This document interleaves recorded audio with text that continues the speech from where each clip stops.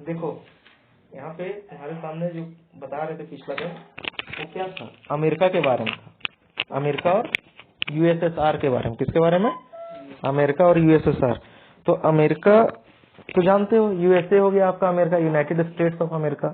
But USSR का मतलब क्या होता है? यूएसएसआर का फुल फॉर्म क्या होता है? क्या होता है जी यूएसएसआर का फुल फॉर्म?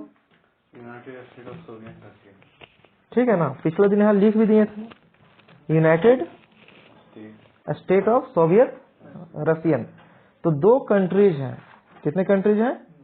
दो कंट्री हैं। एक है यूएसए और दूसरा कौन है?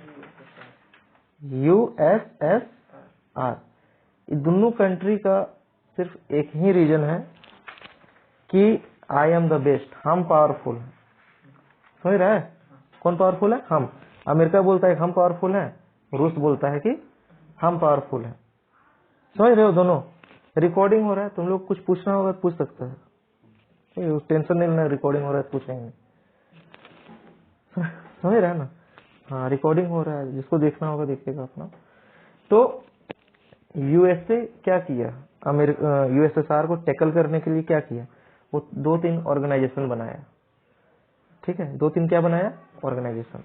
उसमें सबसे पहला ऑर्गेनाइजेशन जो था वो था नाटो। क्या था? नाटो। नाटो के बारे में बताया था पिछले दिन। क्या बताया था नाटो के बारे में? पहला तो इसका हो गया नाटो। नाटो नाटो में अभी के डेट में 32 कंट्री है। कितने कंट्री हैं? 32। और उन सभी 32 कंट्री का हम नाम बताए थे तुमको। बताए थे कि नहीं बताए थे? 32 कंट्री का। लेकिन अभी जो युद्ध चल रहा था यूक्रेन और रसिया का, चल रहा था नहीं बल्कि अभी भी चल रहा है, वो किस लिए चल रहा था? अमेरिका जो है वो चाह रहा था यूक्रेन को नाटो का सदस्य बनाने के लिए। ठीक है, क्यों बनाना चाह रहा है नाटो का सदस्य? नाटो का सदस्य बनने से क्या फायदा है अमेरिका को? तो जो जो नाटो का सदस्य है ना, उन लोगों का एक गोल रहता है कि एक दूसरे का क्या करेंगे? मदद करेंगे। क्या करेंगे? मदद करेंगे एक दूसरे का। दूसरा गोल ये रहता है कि सभी सदस्य जो हैं, हम लोग जितने भी ग्रुप हैं नाटो के 32 ग्रुप जो हैं, कंट्रीज हैं, वे सभी क्या करेंगे? मिलजुल के रहेंगे। कैसे रहेंगे? मिलजुल कर रहेंगे। और क्या है? अगर एक पर हमला होता है बाबू, अगर एक पे हमला होता है, मतलब यहाँ 32 कंट्री है, 32 में से किसी भी एक पे हमला होता है तो 31 कंट्री क्या करेगा? वो मिल के इसका साथ देगा, और जो भी इसको प्रॉब्लम किया है उसके साथ क्या करेगा? फाइट करेगा। समझा? बड़ा सा रीजन है रसिया, बड़ा सा रीजन है। मतलब एक तरफ अगर दिन होता है तो दूसरी तरफ क्या होता है? रात। At a time, same time. समझा? इतना बड़ा कंट्री है। तो यहाँ पे एक कंट्री है जिसका नाम था क्या? यूक्रेन। क्या नाम था? यूक्रेन नाम था। यूक्रेन को चाह रहा था कि नाटो में मिला दें। कौन? यूएसए, ताकि रसिया को और भी कमजोर कर सके। लेकिन अभी तक युद्ध चल रहा है, ये अभी तक इस युद्ध का समाप्ति नहीं हुआ है, और ये चलते रहेगा, चलते रहेगा। समझा रहा है बात? ये क्या होगा? चलते रहेगा। उसी के बाद जो अगला एक और ग्रुप है इसका, अमेरिका के द्वारा बना हुआ, उसका नाम है सीटो। क्या नाम है? सीटो। SEATO। क्या है? SEATO। इस सीटो का मतलब क्या है? जैसे नाटो का मतलब तो कुछ ना कुछ तो होना चाहिए। नाटो का मतलब, तो नाटो का मतलब क्या होता है? North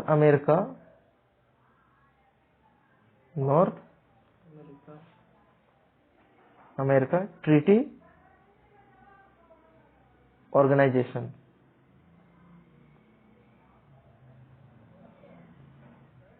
north America treaty organisation.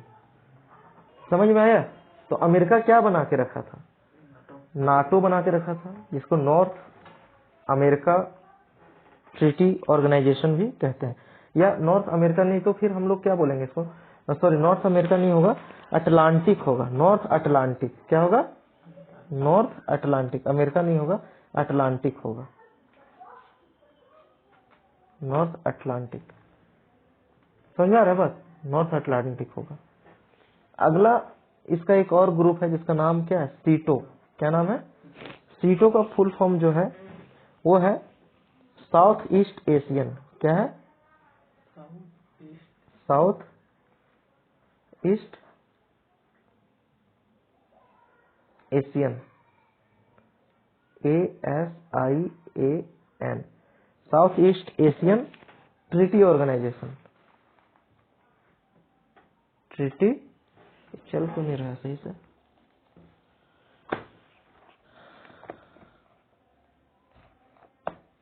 हाँ, ट्रीटी ऑर्गेनाइजेशन। अब यहां से लिखेंगे तुमको नहीं दिखेगा, है ना? ऑर्गेनाइजेशन समझा रहा है? ठीक। अगर देखोगे ना कि नॉर्थ अमेरिका ट्रीटी ऑर्गेनाइजेशन में 32 कंट्री है।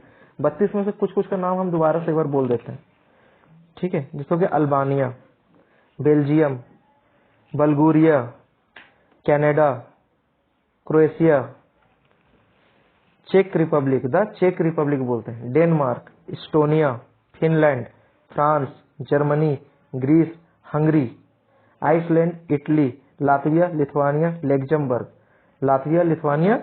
Luxembourg, Montenegro, the Netherlands, North Macedonia, Norway, और आपका पोलैंड और पोर्चुगल, रोमानिया, स्लोवाकिया, स्लोवेनिया, ये सब के सब जो है पूरा जितना भी कंट्री का नाम बताएं, सब के सब किस चीज में शामिल है? नाटो में। किस चीज में? नाटो में। ठीक है, नाटो में शामिल है। अब वो सभी स्लोवानिया, लिथुआनिया, ये सब को अगर दिक्कत होगा तो जर्मनी, ये सब नाटो का सदस्य है, फ्रांस, पोर्चुगल, ये सब। अब बताओ, कोई भी अगर इन सब में से कोई एक कंट्री को अगर कोई कुछ बोलेगा तो दिक्कत किसको है? जो बोलेगा उसको दिक्कत, बोलना नहीं है ना?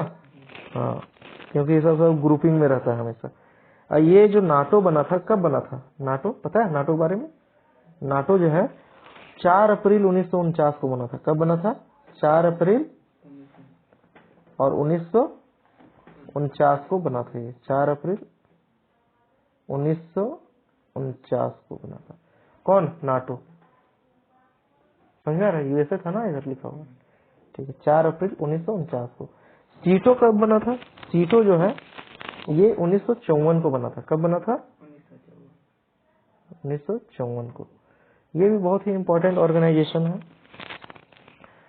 South East Asian treaty organisation. इसका उद्देश्य क्या है? साम्यवादियों की विस्तारवादी नीति से दक्षिण पूर्व एशिया देशों को रक्षा करना। साम्यवादी से बचाना। किसको? साम्यवादी। साम्यवादी। अच्छा, साम्यवादी क्या होता है? बताए थे पहले भी। क्या होता है साम्यवादी? बताओ। पिछले ही क्लास में बता रहे थे साम्यवादी। साम्यवादी एक व्यवस्था है, वैसा व्यवस्था जिसमें समानता पर क्या होता है? समानता पर वो पूरा जो सिस्टम है आधारित है समानता पे, जहाँ सभी लोगों को समान अधिकार प्रदान होते हैं। सभी लोगों को कैसा अधिकार? कैसा अधिकार? समान अधिकार। सभी लोगों को समान अधिकार, मतलब इक्विलिटी का बात होता है। इक्विलिटी का, समझ रहे बात? किस चीज का? इक्विलिटी का बात। साम्यवादी। और समाजवादी क्या होता है? समाजवादी, समाजवादी व्यवस्था क्या है? समाजवादी इस व्यवस्था में एक देश के सभी उत्पादन संबंधित फैसले जो हैं वो कौन लेते हैं? गवर्नमेंट लेते हैं। कौन लेते हैं? गवर्नमेंट लेता है। और ये दोनों सिस्टम कौन है? किसके पास है? यूएसएसआर के पास। किसके पास? उस समय का यूएसएसआर है ये। ठीक है, उस समय क्या है ये? यूएसएसआर। समझा रहे बात? अब यूएसएसआर का मेन दुश्मन कौन है? यूएसए। बोलता नहीं है कि मेन दुश्मन है, बट टैकल करते रहता है हमेशा। तो ये कभी भी चाहेगा कि जिस जहाँ पे अमेरिका रहे वहां पे साम्यवादी हो और समाजवादी व्यवस्था हो? चाहेगा नहीं। यूएसए ये कैसा व्यवस्था को फॉलो करता है? पूंजीवादी व्यवस्था को फॉलो करता है। कैसा व्यवस्था को? पूंजीवादी। पूंजीवादी व्यवस्था क्या है? कैपिटलिस्ट है ये। क्या है ये? पूंजीवादी। पूंजीवादी। पूंजीवादी के साथ साथ क्या है? उदारवादी। क्या है? उदारवादी। उदारवादी और क्या है? लोकतंत्र है। क्या है? और लोकतंत्र। तो ये चीज चाहता है अमेरिका। ये पूंजीवादी बहुत अच्छा चीज है, लेकिन पूंजीवादी के साथ साथ समाजवादी भी होना बहुत जरूरी है ना। पूंजीवादी में अधिकतर चीज क्या है? प्राइवेटाइज है, लेकिन यहाँ क्या है? अधिकतर चीजें गवर्नमेंट सेक्टर की चीजें हैं समाजवादी में। समझ में आ रहा है बात? अमेरिका और यूएसएसआर में क्या प्रॉब्लम्स चल रहा है? प्रॉब्लम्स यही है कि एक साम्यवादी है, साम्यवादी जो इक्विलिटी का बात करता है, जो सभी लोगों को बराबर अधिकार होना चाहिए। अच्छा, तुम अपने हिसाब से बताओ, तुम किस चीज को फॉलो करना ज्यादा पसंद करते हो? यूएसएसआर को या तो फिर अमेरिका को? यूएसएसआर को हर कोई चाहता है, लेकिन एक चीज तुम ये जान लो, यूएसएसआर में अभी तो ये रसिया है बेसिकली। 1990-91 में क्या हुआ? 15 कंट्रीज में ये टूट गया पूरा। और यहाँ पे अभी कौन है? पुतिन है। कौन है? पुतिन है। व्लादिमीर पुतिन नाम है। और ये 2037 तक यहाँ का प्रेसिडेंट रहेंगे, या प्राइम, जो भी है वहाँ का हेड जो है ना, प्रेसिडेंट या prime minister, president of USA, यही रहेंगे 2037 तक। इसका मतलब क्या हुआ कि ये पूरा एक ही अकेला शासन करेंगे, मतलब यहाँ डेमोक्रेसी नहीं है। समझ आ रहा है बात? जबकि डेमोक्रेटिक कंट्री में क्या होता है? डेमोक्रेटिक कंट्री में क्या होता है कि एक आदमी नहीं शासन करेगा, है ना। जितने भी उम्मीदवार रहेंगे वो शासन करेंगे। कहाँ पे? डेमोक्रेटिक कंट्री में। समझ रहे बात? तो उस हिसाब से देखा जाए तो अमेरिका एक जगह पे सही है अपना। अब थोड़ा सा देखेंगे अगर यूएसएसआर में, तो ये चीज यहाँ पे थोड़ा सा नहीं होना चाहिए। गवर्नमेंट के पास अधिकार होना चाहिए, लेकिन गवर्नमेंट संविधान में ऐसा छेड़छाड़ करके क्या कर दिया कि मोनोपोली बना लिया कि नहीं रहेंगे तो हम ही रहेंगे, जो कि क्या है? थोड़ा सा गलत है। बाकी ये तुम्हारा रसिया का हर चीज ठीक है लगभग, है ना। तो सीटों का मुख्य उद्देश्य क्या है कि जो भी तुम्हारे ईस्ट एशियन कंट्रीज हैं वहां पे साम्यवादी व्यवस्था को आने से रोकना, जो इक्वलिटी का कॉन्सेप्ट है उसको वहां से साइड रखना। और दूसरा केंद्रीय, आपका एक हो गया ना इधर पॉइंट, ठीक है। नेक्स्ट आ जाता है अमेरिका का ही एक और ऑर्गेनाइजेशन है जो यूएसएसआर को टैकल करने के लिए बना हुआ है, वो है तुम्हारा सेंटो। क्या है? CentOS, CENTO, CentOS. सेंटो का मतलब क्या होता है? Central treaty organisation. क्या है ये? Central treaty organisation. Central treaty organisation, ये सेंट्रल ट्रीटी ऑर्गेनाइजेशन किसके द्वारा बना हुआ है?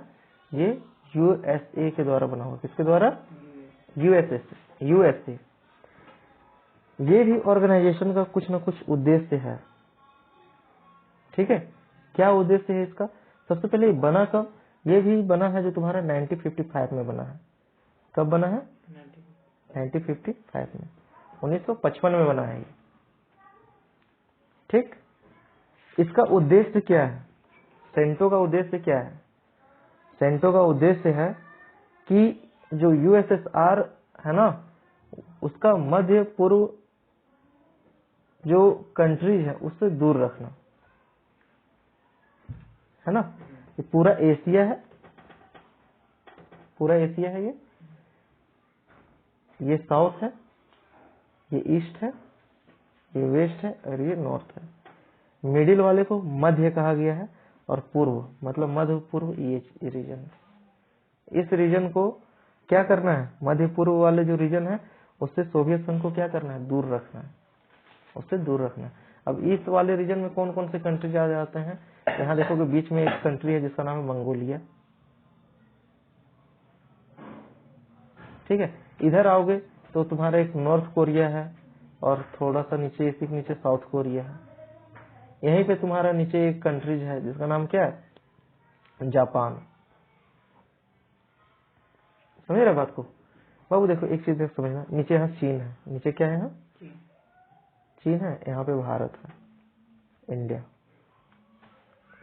ठीक है, नीचे भी बहुत सारे कंट्रीज हैं। इधर म्यांमार पड़ जाता है तुम्हारा, Laos, Cambodia, Vietnam, Thailand, Malaysia, Indonesia, सभी देश इधर है। अब जिस रीजन के बारे में कहा जा रहा है कि मध्य पूर्व से दूर रखना है, तो मध्य पूर्व वाला रीजन तो ये हो गया। यहाँ पे चीन जो है खुद अमेरिका का सपोर्ट नहीं करता है, वो तो रूस का ही सपोर्ट करता है। नॉर्थ कोरिया को तो कोई मतलब ही नहीं है, इसको ना तो रूस से मतलब है ना अमेरिका से मतलब है, ये खुद अपने में डिक्टेटरशिप है। मंगोलिया अगर सपोर्ट करता है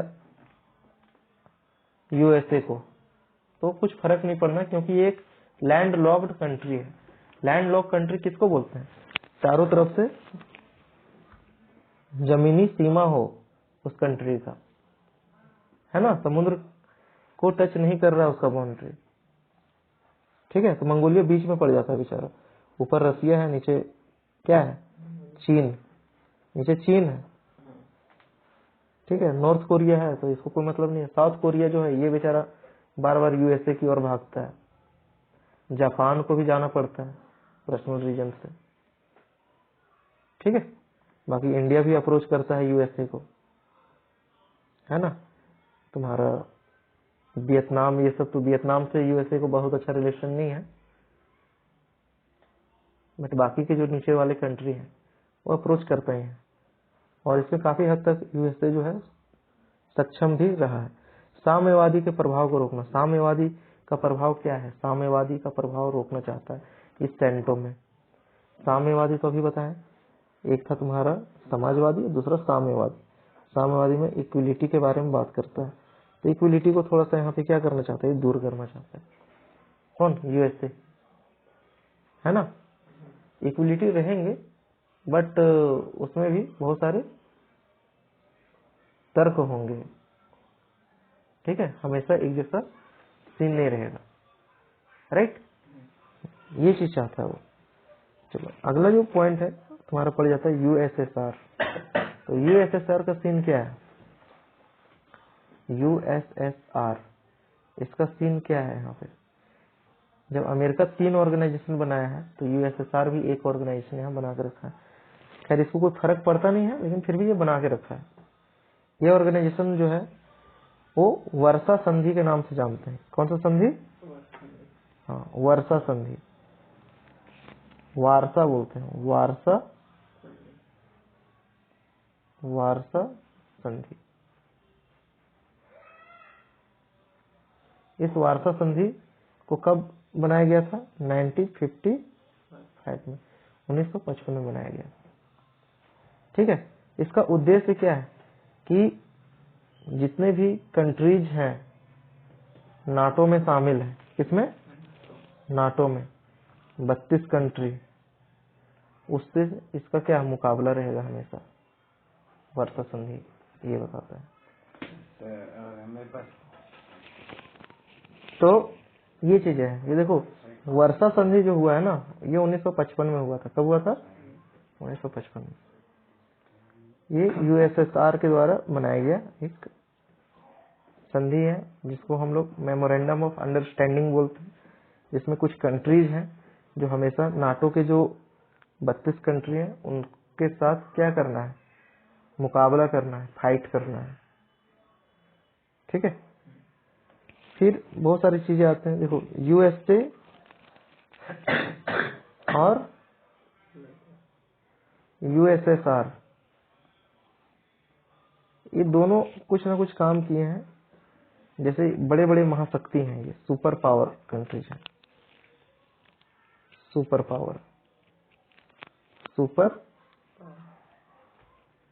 पावर वाले कंट्री हैं दोनों। तो ये क्या करते हैं कि कुछ कुछ कंट्रीज से फ्रेंडशिप बना के रखे हैं। कहीं रूस का अच्छा फ्रेंडशिप है किसी कंट्री से, किसी का अमेरिका के साथ, ठीक है।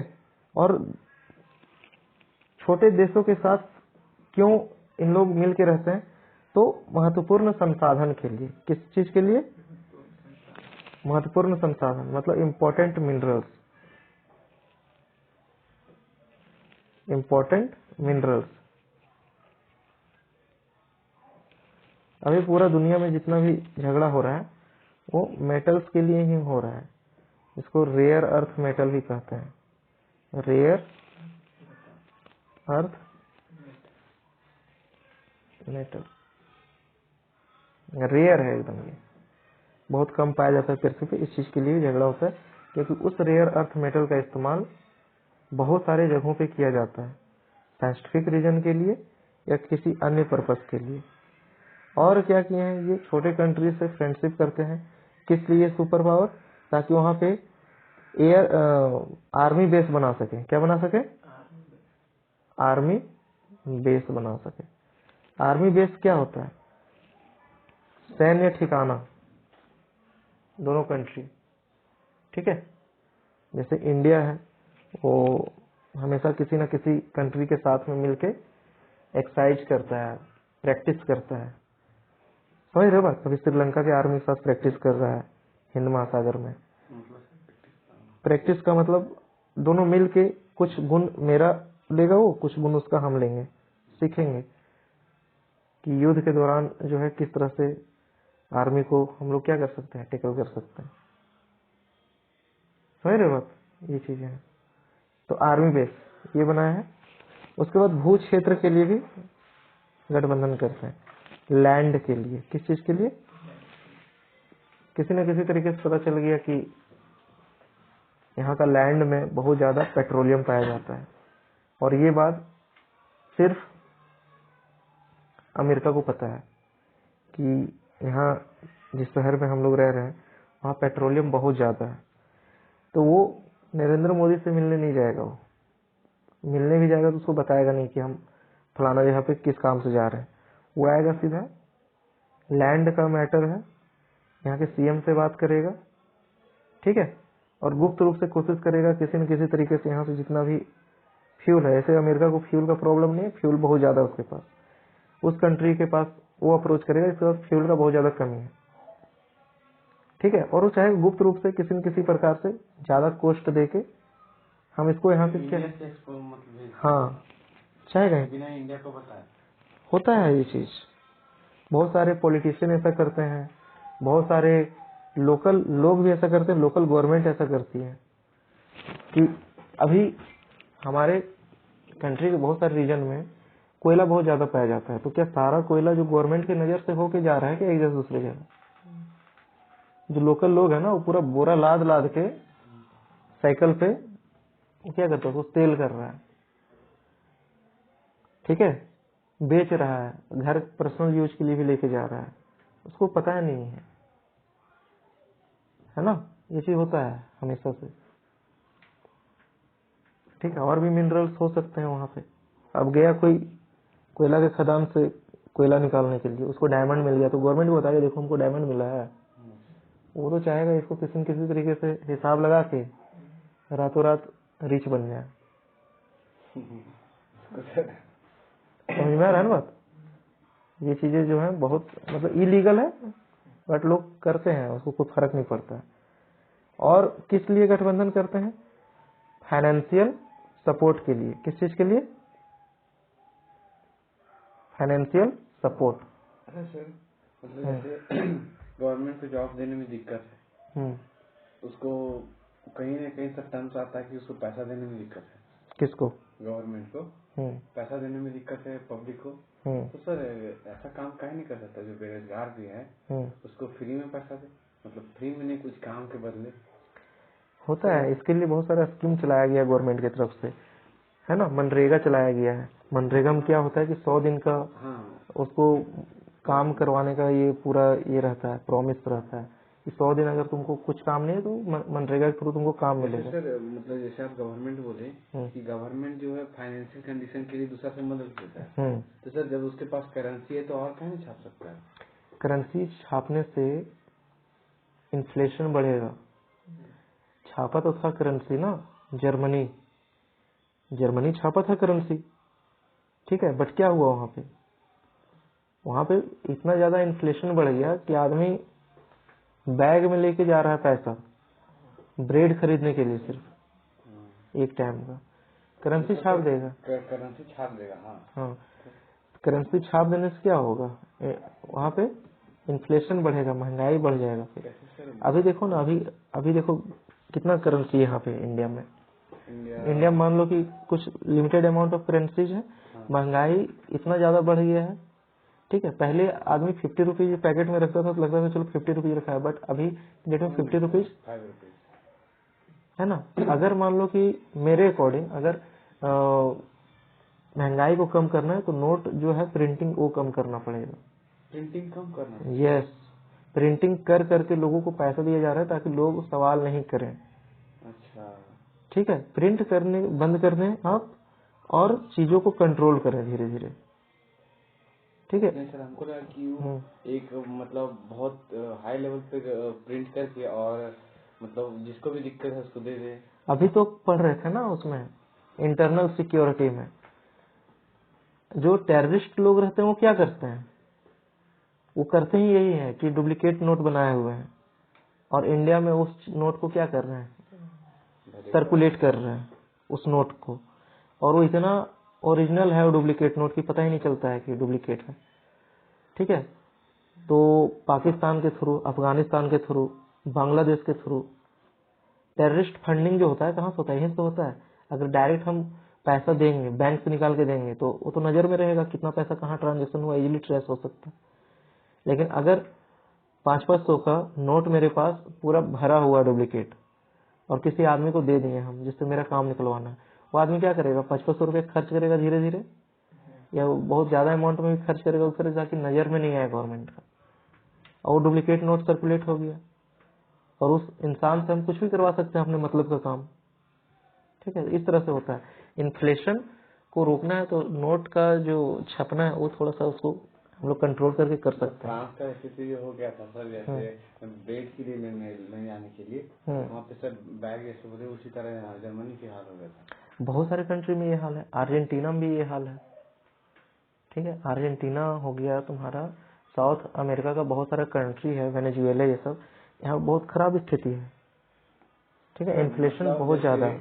अगर सामान का प्राइस बढ़ रहा है तो ये ऑटोमेटिक है कि मतलब करेंसी का प्राइस डिक्रीज हो रहा है, हाँ, उसका वैल्यू कम हो रहा है। यस, वैल्यू कम हो रहा है। वैल्यू कम कैसे हो रहा है, मतलब ये पूरा एक इंटरनेशनल इशू है, समझ रहे हैं बात। हम गवर्नमेंट क्या करती है, अदर कंट्री से पैसे लेती है, अच्छा, इंटरनेशनल मॉनेटरी फंड हो गया, वर्ल्ड बैंक हो गया, वहां से, और उस पैसे का इंटरेस्ट देना होता है, उस पैसे को लौटाना होता है ना, किसी न किसी फॉर्म में, ठीक है। या तो उसको हम यहाँ पे ट्रेड के लिए अलाउ करें, या तो उसको किसी न किसी तरीके से उसको पैसा देना होगा, इंटरेस्ट जो पैसा हम ही लोग के थ्रू से जाता है गवर्नमेंट तो हम अपना मतलब मेटल बेचे यहाँ से, हाँ, या कुछ हम उसको खान दे दें ताकि उस खान से उसका उतर जाए। पैसा लेके कर्ज तो नहीं टूटेगा कभी, ये फिक्स है, कर्ज कभी नहीं टूटेगा। नहीं, पैसा लेके हम सोचेंगे कि चलो अमेरिका से हम इतना $1 मिलियन पैसा लिए हुए हैं, उसका डेवलपमेंट के लिए खुद देते हैं, खुद देते हैं कि आप ना इस पैसे को लेकर डेवलपमेंट कीजिए। वो डॉलर में आता है, इंडिया में रुपए में कन्वर्ट होता है, ठीक है। और पैसा ले लिया, अब चीन से हम चाहेंगे चीन हमको सपोर्ट कर दे, हम उसको पैसा तो दे देंगे, तो चीन भी तो इंटरेस्ट लेगा ना, वो तो बढ़ते चला जाएगा, ठीक है। ये पूरा एक सिस्टम है बाबू, इंटरेस्ट पे लेता है ये सब, कंपाउंडिंग होगा तो सर एक का दूना दो का, और बहुत कम इंटरेस्ट रहता है बाबू, 1%, 1.5%, तो सर 1% अमाउंट, हाँ, बहुत। कुछ दिन पहले ही पढ़ रहे थे हम कि कितना परसेंट पर कौन कंट्री करोड़ लिया तो सर 1% उसका 100 करोड़ है, हाँ, 10 करोड़, तो कितना पैसा लिया है, कौन किससे लिया है, तो सारा एक लिस्ट था कंट्री का, इतना पैसा लिया, परसेंट कितना है, 1%, 1.5%, ये परसेंटेज है। कितने हमारे यहाँ जैसे चलता है ना कि अगर कोई पैसा लिया है तो उसको 10%, 5%, इधर चलता है, लोकल में 5-10% चलता है, वो उधर नहीं चलेगा, नोट छापना हम लोग के अंडर में नहीं है, गवर्नमेंट के अंडर में नहीं है, आरबीआई डिसाइड करता है कि नोट कितना छापना है। तो RBI reserve bank of India. Yes, ठीक है। अभी तो क्या है सर, मतलब स्टॉक वगैरह की? और ये जो नोट है वो बहुत बड़ा चीज नहीं है, वो सिर्फ एक कूपन है। अच्छा। सिर्फ एक कूपन है, वहाँ तो लिखा हुआ रहता है ना कि मैं एक धारक को 100 रुपये अदा करने का वचन देता हूँ, नीचे साइन रहता है। गवर्नमेंट। तो वचन दिया है, वो सिर्फ एक पेपर है, समझा ना। मेन एसेट्स गोल्ड हो गया, सिल्वर हो गया, माइनिंग्स हो गया, घर द्वार, ये देखा जाए कि अगर मेरा